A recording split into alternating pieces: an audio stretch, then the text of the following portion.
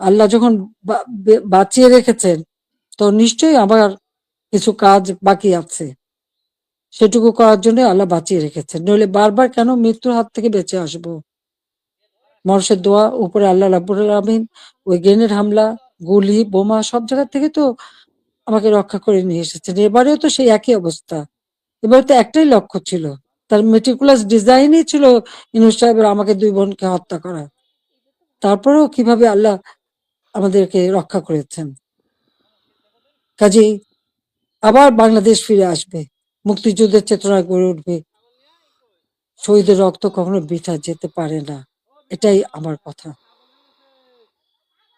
আমি ছাত্রলীগকে ব্যান করেছে, ছাত্রকে ব্যান করার কোনো অধিকার নেই, কারণ ইউনূস সাহেবের ক্ষমতা দখল সম্পূর্ণ অবৈধ, অসাংবিধানিক, অস্ত্র অর্থের জোরে মানুষ খুন করে মানুষের লাশের উপর পাড়া দিয়ে সে ক্ষমতা এসেছে।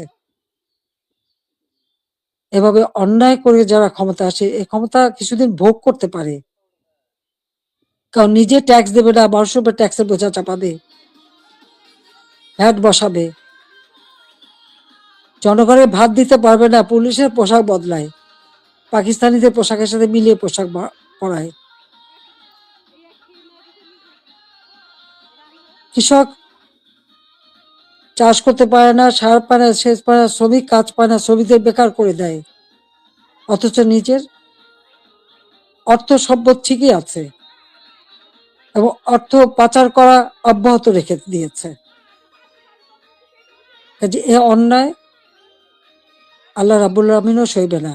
এবং বাংলাদেশের মানুষকেও বলবো, আপনারাও এই অন্যায়ের প্রতিবাদ করবেন, প্রতিরোধ গড়ে তুলবেন, বাংলাদেশকে এভাবে ধ্বংস হতে দেবেন না। আমি আছি আপনাদের পাশে, আমি যত দূরেই থাকি না কেন, আমার মন আপনাদের সাথে আছে, আর আপনারা আমার মনের ভিতরে আছেন। বাংলার জনগণকে নিয়ে তো সব শোক ভুলেছিলাম, বাংলাদেশের মানুষকেই তো একটা নিজের পরিবার হিসেবে আমি নিয়েছিলাম, আর সেইভাবে নিজের ছেলে মেয়েকে স্নেহ বঞ্চিত করেছি, কিন্তু আপনাদের জন্য দিন রাত পরিশ্রম করেছি। কাজে আমি আপনাদের কাছে বিচার চাই, আর আপনাদের সহযোগিতা চাই, যে এই ধ্বংসযজ্ঞ থেকে যেন বাংলাদেশ মুক্তি পায়, এই দমবন্ধ করা পরিবেশ থেকে যেন বাংলাদেশের মানুষ মুক্তি পায়, বাংলাদেশের মানুষ যেন জীবনের নিরাপত্তা পায়, শান্তিতে চলতে পারে, সেটাই আমাদের কামনা, সেটাই আমরা চাই।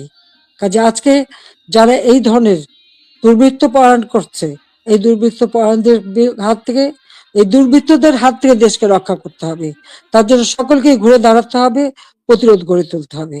আসুন সকলে মিলে আবার আমরা আমাদের দেশকে মুক্তিযুদ্ধের চেতনায় গড়ে তুলি।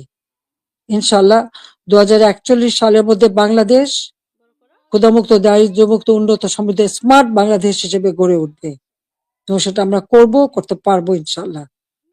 জয় বাংলা, জয় বঙ্গবন্ধু, বাংলাদেশ চিরজীবী হোক। ছাত্রলীগকে ধন্যবাদ আজকে এই সুযোগটা করে দেওয়ার জন্য। তোমরা ভালো থাকো, তোমাদের দোয়া করি, সেই সাথে সাথে সকল ছাত্র সমাজ,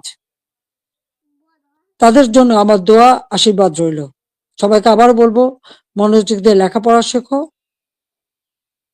দেশকে ভালোবাসো, দেশের মানুষকে ভালোবাসো, দেশের কল্যাণে কাজ করো। আমার দোয়া আশীর্বাদ সবসময় তোমাদের জন্য থাকবে। খোদা হাফেজ। জয় বাংলা, জয় বঙ্গবন্ধু।